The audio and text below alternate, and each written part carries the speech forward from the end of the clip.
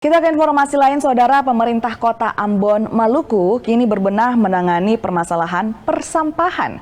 Tak hanya menyiapkan fasilitas pembuangan sampah, edukasi dan pengawasan juga mulai dilakukan agar warga kian sadar pentingnya menjaga kebersihan dan tak buang sampah sembarangan. Permasalahan sampah jadi salah satu fokus pembenahan pemerintah Kota Ambon, Maluku.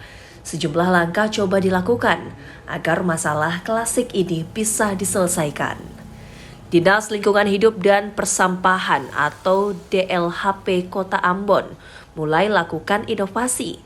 Salah satunya memperbanyak fasilitas pembuangan sampah di sejumlah lokasi.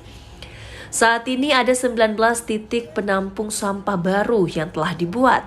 Fasilitas ini tersebar di 4 kecamatan di Kota Ambon.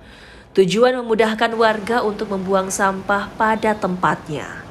Tak hanya fasilitas, pengawasan pun ditambah, memanfaatkan puluhan kamera pemantau atau CCTV. Pemkot Ambon memantau langsung ketertiban warga membuang sampah tepat waktu. Yang memadai untuk pengolahan sampah sudah kita lakukan.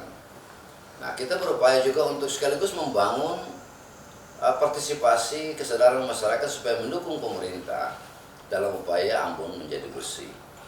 Itu sudah kita lakukan. Dan tahun ini kita akan bangun TPST, ya, tempat pengolahan sampah terpadu menggunakan teknologi modern untuk tidak sekedar kita hanya secara konvensional menampung, mengangkut, membuang ke TPA, tetapi sampah terkelola secara baik. Warga menyambut baik perbaikan dan penambahan fasilitas pengelolaan sampah.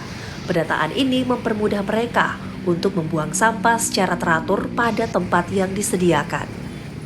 Adanya bak sampah ini, sampah lebih teratur, terhampur sampah, bersih lah.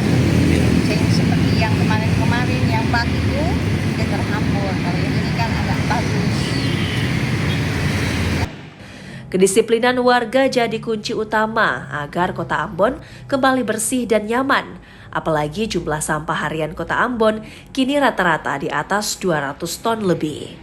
Tim Liputan Kompas TV Ambon, Maluku.